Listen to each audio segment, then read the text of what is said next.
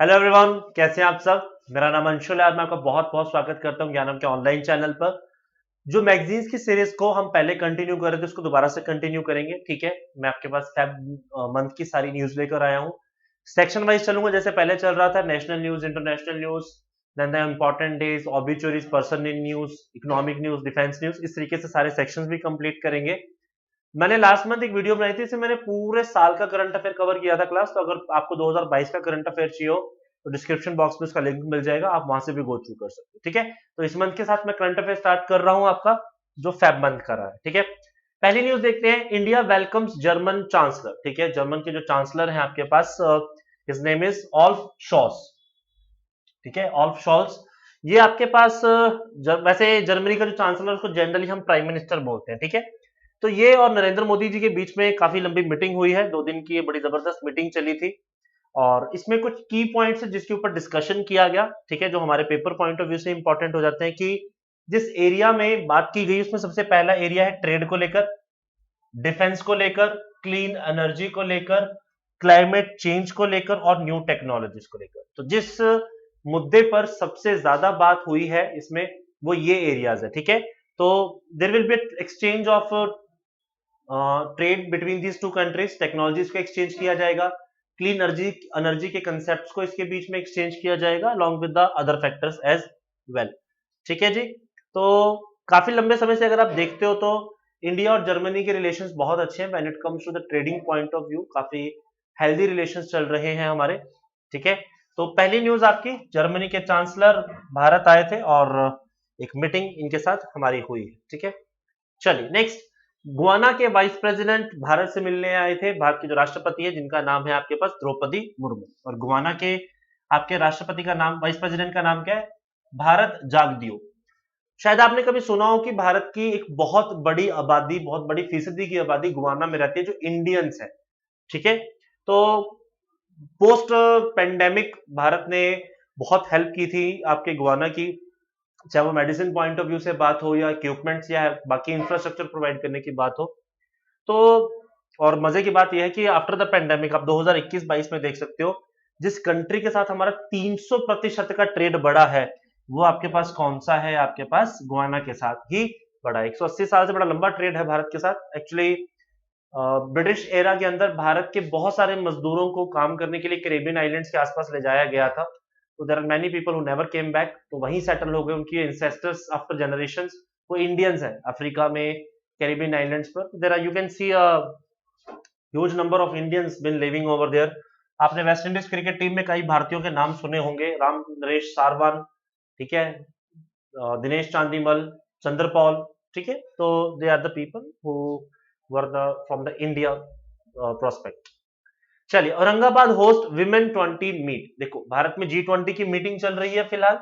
ठीक है, तो इसमें विमेन 20 की जो मीटिंग है वो आपके पास कहां हुई है? औरंगाबाद। क्लास आज के लेक्चर में मैं बहुत सारी G20 मीटिंग्स की बात करूंगा। कौन सी मीटिंग किस शहर में हुई है आपको पता होनी चाहिए। तो पहली मीटिंग आपकी विमेन्स की कहां पर हुई है? औरंगाबाद में हुई है। ठीक है, जो एजेंडा डिस्कस किया गया वो किया गया है कि हम विमेन्स को कैसे एम्पावर कर सकते हैं नैनो फील्ड्स के अंदर, नैनो टेक्नोलॉजीज के अंदर, माइक्रो और स्टार्टअप इंटरप्राइजेस के अंदर। ठीक है, छोटे स्टार्टअप्स के अंदर, थोड़े बड़े स्टार्टअप्स में, और उससे बड़े स्टार्टअप्स के अंदर विमेन्स क्या रोल प्ले कर सकती हैं, किस किस फील्ड में आगे आ सकती है, तो उसको लेकर यहां पर डिस्कशन किया गया है। ठीक है, role of women as a change maker in climate resilience, कि महिलाएं क्या रोल प्ले कर सकती हैं ताकि हम लोग जो क्लाइमेट चेंज को लेकर लड़ रहे हैं उसमें महिलाओं का क्या योगदान रह सकता है। क्योंकि अगर आपने लास्ट ईयर न्यूज सुनी हो तो काफी सारी महिलाओं को सस्टेनेबल डेवलपमेंट के गोल्स अवार्ड दिए गए हैं all over the world. They are the very initiator part people who, जिन्होंने इनके ऊपर बहुत काम किया है।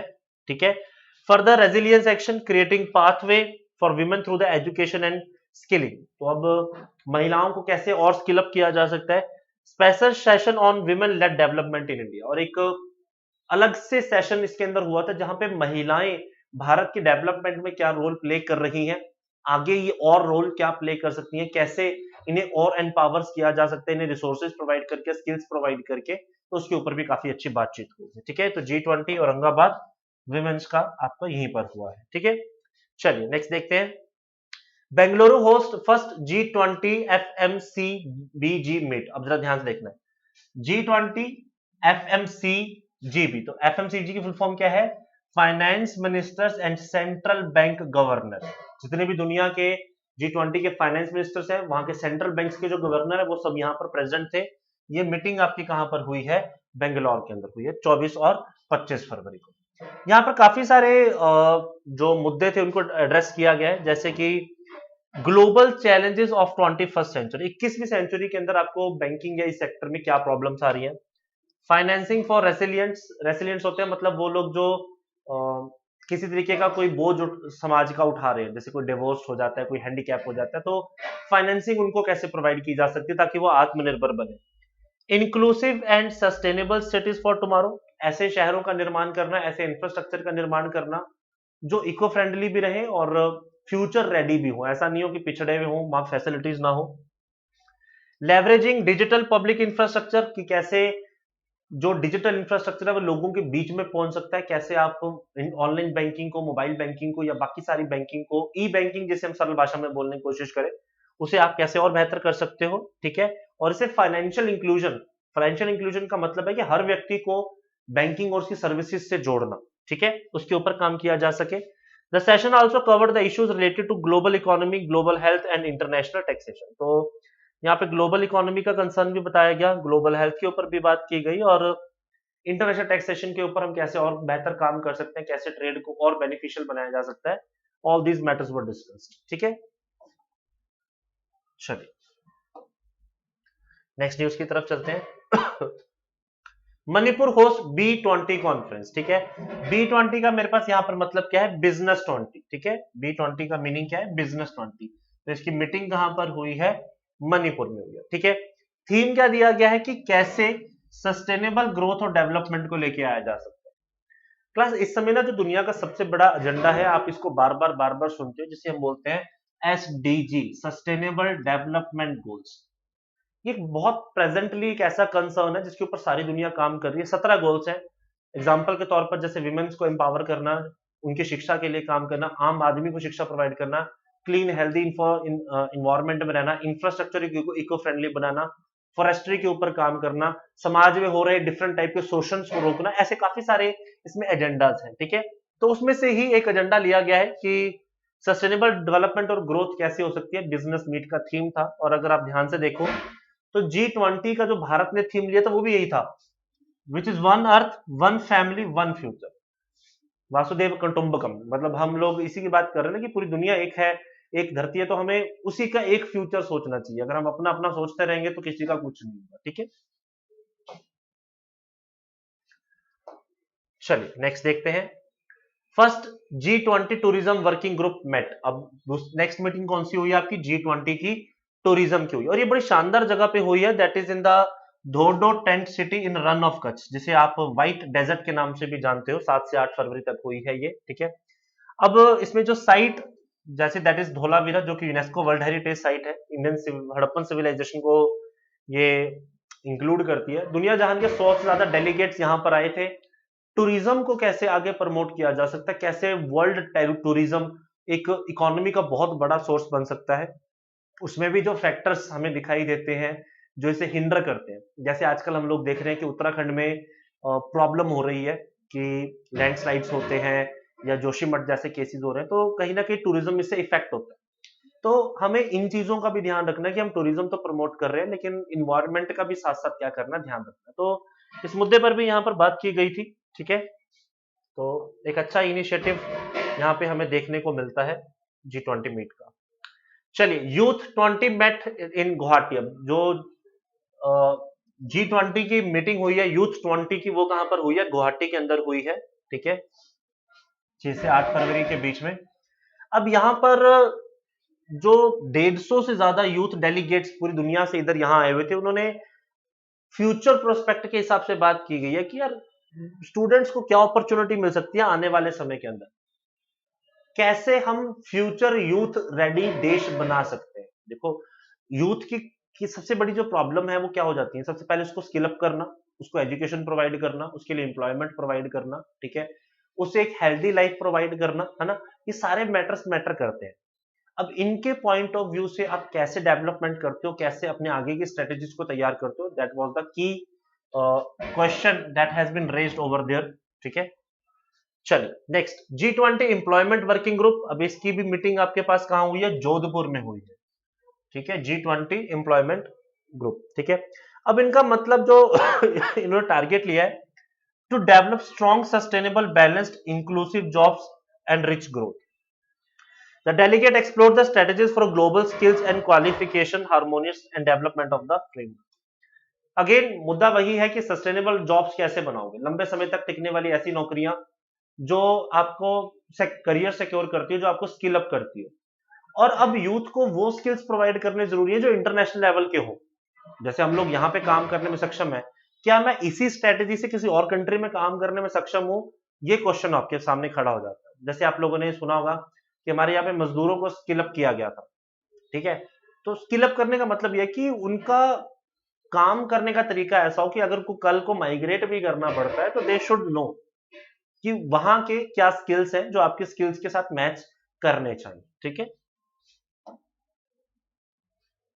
चलिए next, G20 education working group meeting, ये चेन्नई में हुई है आपके पास 31 जनवरी से लेकर 1 फरवरी तक। The delegate country share the use of technology in the field of higher education, कि आज की डेट में टेक्नोलॉजी हायर एजुकेशन में क्या रोल प्ले कर रही है। ठीक है, in their countries inclusiveness and other factor which influence the education, कि एजुकेशन को आगे कैसे बेहतर बनाया जा सकता है, कैसे टेक्नोलॉजी शिक्षा को हर घर तक आखिरी व्यक्ति तक पहुंचा सकती है, कैसे शिक्षा एक देश को, इस सोसाइटी को ट्रांसफॉर्म करने में हेल्प करता है। This was the main theme of this particular meeting. ठीक है, तो ये मीटिंग आपकी कहां हुई है, चेन्नई में हुई। चलिए, Supreme Court to adopt neutral citation system, very important, अच्छी न्यूज है क्लास। प्रेजेंट जो चीफ जस्टिस है भारत के DY चंद्रचूड़, और इन्होंने 30,000 जजमेंट के ऊपर एक न्यूट्रल साइटेशन दिया है। देखो होता क्या था, पहले जजमेंट्स आती थी, केस कम होते थे, तो जो जजमेंट होती थी उसको लॉ ऑफिसर्स अपने तरीके से उसी को वहीं पे प्रेजेंट कर देते थे। अब केसेस इतने ज्यादा हैं, जजमेंट इतनी ज्यादा है, लॉ फॉर्म्स इतनी सारी खुल गई हैं, तो वो सब अपना अपना मतलब उसका निकाल लेते हैं। कई बार जो सुप्रीम कोर्ट की लैंग्वेज होती है, या उसको मिस इंटरप्रिटेट कर लिया जाता है, या उसका मीनिंग कुछ और निकाल लिया जाता है, जिसकी वजह से फर्दर प्रॉब्लम्स क्रिएट होती है। प्रॉब्लम कैसे होगी, जैसे मैं किसी हाई कोर्ट का वकील हूं, मेरे सामने कुछ वैसा ही केस आ जाता है, तो मैं मिसाल के तौर पर उस केस को इस्तेमाल करता हूं। तो हाई कोर्ट के गए, सुप्रीम कोर्ट ने कुछ और कहा था, तुम तो कुछ और मीनिंग निकाल कर लाए हो। तो न्यूट्रल साइटेशन, एक जजमेंट प्रॉपर उसको रेफरेंस नंबर दिया जाएगा, वही जजमेंट जो उसमें लिखी गई है उसे ही कंसीडर किया जाएगा, किसी मिसाल के तौर पर, कोर्ट ऑफ रिकॉर्ड के तौर पर, प्रेसिडेंट के तौर पर। जो इतनी सारी लॉ फॉर्म्स अपना मतलब निकालते हैं उसका कोई मतलब नहीं रहेगा। It always be the reference number that will be given by the supreme court only. ठीक है, न्यूट्रल साइटेशन बड़ी जरूरत थी इसकी, क्योंकि बहुत लंबे समय से यह प्रॉब्लम भारत में चल रही थी। पहले नंबर ऑफ केसेस कम थे इसलिए काम ठीक चलता था, अभी एन नंबर ऑफ केसेस यार, तो ये जरूरी है। इसके लिए आपको याद रखना एक चीज जो पेपर में पूछी जा सकती है, दिल्ली, केरला और मद्रास, ये पहले हाई कोर्ट थे जिन्होंने न्यूट्रल साइटेशन का कंसेप्ट इंडिया में इंट्रोड्यूस किया था। सुप्रीम कोर्ट ने बाद में किया है, 3 हाई कोर्ट्स पहले ही इस काम को कर चुकी थी। ठीक है, तो दिल्ली, केरला एंड मद्रास। ठीक है, चलिए, tenure extended of 22nd law commission. ठीक है, 31 अगस्त 2024 तक टेन्योर बढ़ा दिया गया है, हालांकि ये 20 फरवरी को खत्म होने वाला था, अब इसे 31 अगस्त 2024 तक कंटिन्यू किया जाएगा। ठीक है, आपकी किसी भी लॉ कमीशन का टेन्योर 3 साल का होता है, नॉन स्टैट्यूटरी कॉन्स्टिट्यूशनल बॉडी है, और मोस्ट ऑफ द टाइम एक रिटायर्ड चीफ जस्टिस या कोई रिटायर्ड जज ही इसको कैरी करता है। तो ऋतुराज अवस्थी जो इसको पिछली बार हेड कर रहे थे वही इसको कंटिन्यू करेंगे। इसका बेसिकली काम क्या होता है कमीशन का, कि ये कंसल्टेंट और गाइड के तौर पर काम करती है, किस मुद्दों पे, जो कि इन्हें सेंटर से मिलते हैं। कोई सेंटर का लॉ आया हो, कोई सुप्रीम कोर्ट, हाई कोर्ट के लॉज आए हो, तो उसको कंसल्ट करना, उसको गाइडेंस के तौर पर, रेफरेंस के तौर पर लेकर आने का काम कौन करती है, आपकी लॉ कमीशन करती है। तो इसका टेन्योर एक्सटेंड कर दिया गया है, ये आपको ध्यान रखना है। और जो हेड रहेंगे वो आपके ऋतुराज अवस्थी ही रहेंगे। नेशनल फिलेटेलिक एग्जीबिशन अमृत प्रेक्स, ठीक है, ये आपके दिल्ली में हुआ था, that is in Pragati Maidan. ठीक है, it was the part of आजादी का महोत्सव सेलिब्रेशन। भारत के काफी सारे लोग हैं जो स्टैम्प कलेक्शंस का काम करते हैं, और स्टैम्प हमारे कल्चर, हमारे हेरिटेज का एक बड़ा इंपॉर्टेंट हिस्सा होती है। तो यहाँ पे कंपटीशन भी कराया गया था, कुछ फ्री लोग ऐसी एग्जीबिशन में भी आए हुए थे। तो यू कैन सी 20,000 से ज्यादा एग्जिबेंट्स यहाँ पर पार्टिसिपेट कर रहे थे, ठीक है। और इसमें कॉइन्स की भी एग्जीबिशन की गई, इसमें स्टाम्प्स की भी एग्जीबिशन की गई, तो एक बड़ा अच्छा कल्चरल माहौल बनता है, ये बड़ा अच्छा मैं ये हुआ था आपके पास, ठीक है। तो ये एक स्टैंप इस पे इशू भी की गई, आप देख सकते हो, अमृत प्रेस 2022 एक स्टैंप भी इसके नाम पर इशू की गई, ठीक है। और फेलेटली एक हॉबी होती है, लोग स्टैंप कलेक्शन करते हैं, ठीक है। चलिए, ऑपरेशन दोस्त कंक्लूडेड। आप लोगों ने सुना होगा कि सीरिया और टर्की में अभी रिसेंटली जो बहुत भयंकर भूकंप आए थे, जिसमें काफी लोगों की जान चली गई है, हमारी संतावनाएं उनके साथ है, वी विश कि ऐसा दोबारा नहीं होना चाहिए, ठीक है। बट प्रकृति के आगे हम सब मजबूर हैं, उसका कुछ नहीं हो सकता। तो इंडिया की NDRF team, army personnel, sniffing dogs और मेडिकल एड, फूड सब यहाँ से प्रोवाइड किया गया था। तो काफी लंबे समय से हमारी टीम वहां थी, 7-8 फरवरी से वहीं थी, और रिसेंटली ये भारत वापस आई हैं, ठीक है। तो ये ऑपरेशन दोस्त को कंक्लूड करके आए हैं, तो it was a great help, great humanitarian effort by the Indian government, ठीक है। चलिए, next, corporates to maintain the monuments, ठीक है। 1,000 से ज्यादा हिस्टोरिकल साइट्स को आपके आर्कियोलॉजिकल सर्वे से कंट्रोल से बाहर निकालकर प्राइवेट सेक्टर को दिए गए हैं, ताकि वो उसको मेंटेन कर सके, उसकी साफ सफाई रख सके, उसको मेंटेन रख सके, ठीक है। जैसे आप देख सकते हो, ये काफी सारी बिल्डिंग्स हैं, कभी आप लाल किले को रात को देखोगे ना, तो काफी सारी लाइटनिंग होने लग गई है, अब यहाँ पे लाइट शोज होते हैं, टिकट बढ़ाई गई है। टिकट बढ़ाने का मेन मकसद है कि यहाँ पे साफ सफाई रखी जा सके, इसको मेंटेन करके रखा जा सके, धरोहर है हमारे देश की, ठीक है। तो ये एक सोशल रिस्पॉन्सिबल प्रोजेक्ट के तौर पर लिया गया है, क्योंकि अंडर द डीपीएसपी भारत के संविधान के अनुसार ये राज्य सरकार की जिम्मेदारी है कि वो मॉन्यूमेंट्स को प्रोटेक्ट रखे। तो अब उसको प्रोटेक्ट करने के लिए उसने प्राइवेट प्लेयर्स को इंट्रोड्यूस किया है कि वो आर्कियोलॉजिकल सर्वे ऑफ इंडिया के अंडर ही काम करेंगे, लेकिन उसकी मेंटेनेंस और रख रखाव का खर्चा जो होगा वो आउटसोर्स किया जाएगा बाय द प्राइवेट पीपल, ठीक है।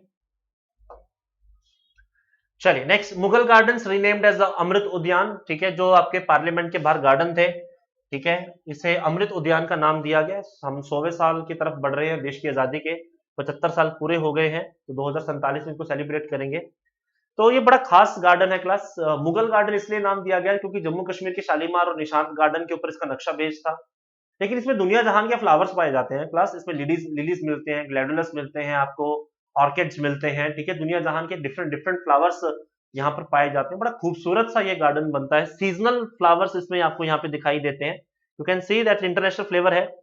ट्यूलिप्स नीदरलैंड के, Brazilian orchids, cherry blossoms and scented seasonal from the Japan, water lilies from China. तो there are many different types of flower. तो बड़ा खूबसूरत सा गार्डन है, जिसे अब मुगल गार्डन से नाम बदलकर नाम क्या दे दिया गया है, अमृत उद्यान, ठीक है।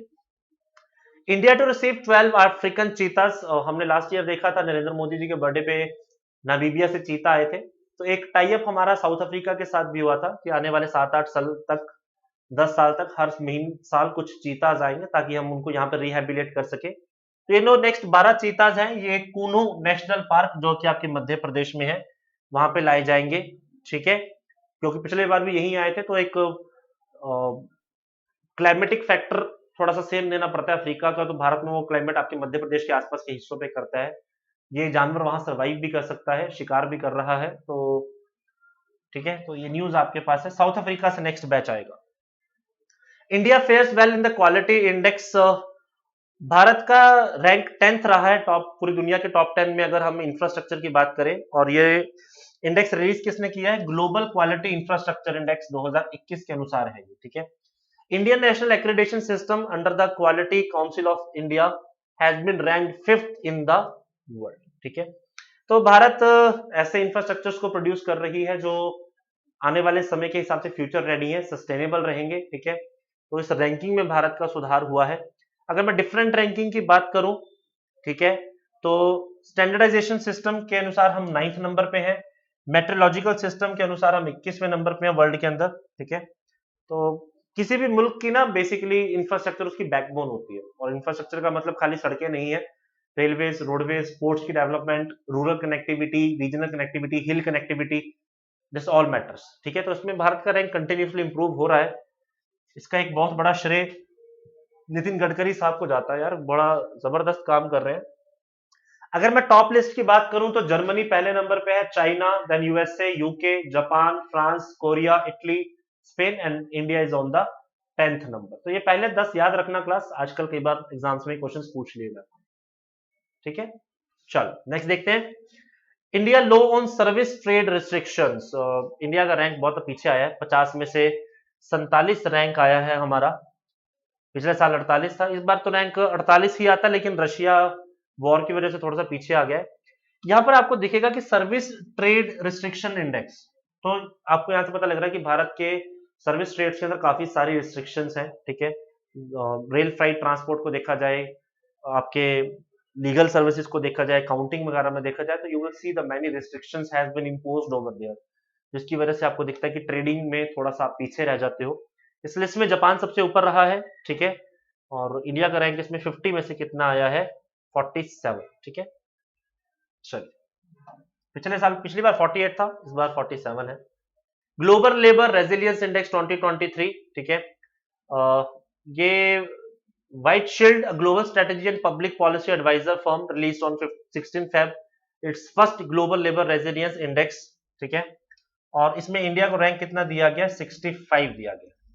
ठीक है, ग्लोबल लेबर रेजिलियंस।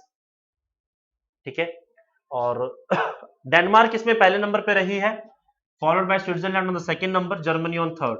ठीक है, जर्मनी थर्ड है, स्विट्जरलैंड 2 है, और इंडिया का रैंक कितना रहा है, 65 है। इसमें बेसिकली की एडेप्टेशंस देखी गई हैं कि सबसे पहले पेंडेमिक के अंदर कैसा काम किया गया है, आपकी लेबर के साथ क्या ट्रीटमेंट रहा है, उनको कैसे रिहेबिलिटेट किया गया, टेक्नोलॉजिकल डिस्ट्रप्शंस कैसी रहती हैं आपकी, ट्रांजिशन टू ग्रीन इकोनॉमी आप में आप कैसे काम कर रहे हो, इन सारे मेथड्स को कलेक्ट किया गया है।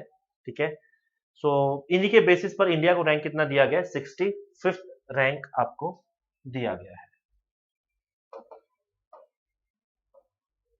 चलो next, India ranks pretty low in the IP index. अगर इंटेलेक्चुअल प्रॉपर्टी की बात की जाए तो 55 ग्लोबल इकोनॉमीज को इसमें स्टडी किया गया था। ठीक है, the index benchmark of the IP frame on the 55 global economic across the 50 unique indicators of the assets. तो इंडिया का रैंक इसमें कितना आया है, 42nd रैंक आया है with the score of 38.64। USA पहले नंबर पे रहा है इंटेलेक्चुअल प्रॉपर्टीज के मामले में, 95.48। ठीक है, तो इंटेलेक्चुअल प्रॉपर्टीज जैसे आपके आइडियाज, ठीक है, आपके स्टार्टअप प्रोग्राम्स, कुछ नई इन्वेंशंस, इनोवेशंस, ये सारे के सारे आपके इंटेलेक्चुअल राइट्स होते हैं। और फिलहाल इंडिया टॉप 50 में तो है, लेकिन टॉप 50 में 42nd रैंक पे काफी पीछे है, क्योंकि आज की जो मार्केट है वो लीडर्स की, एंटरप्रेन्योर की ही है। शार्क टैंक जैसे शो आप लोग देखते ही हो, तो बता रहा है कि क्या कैपेबिलिटीज है, तो भी देखना पड़ेगा। इसका जजमेंट पैरामीटर होता है कि साल में कितने कॉपीराइट्स, कितने पेटेंट्स, कितने ट्रेडमार्क्स, कितने डिजाइन, कितने फॉर्मूलाज आए, उसके बेसिस पर इसकी कैलकुलेशन की जाती है। ठीक है, चलिए, so this is all we have from the very first section. Next section के साथ मैं जल्दी आपके सामने पेश होऊंगा, तब तक इसको पढ़िए, अगर कोई डाउट हो तो आप मुझसे फ्रीली पूछ सकते हैं। Till then everybody take care of yourself, bye bye, God bless you and wish you a very very happy Holi, bye bye.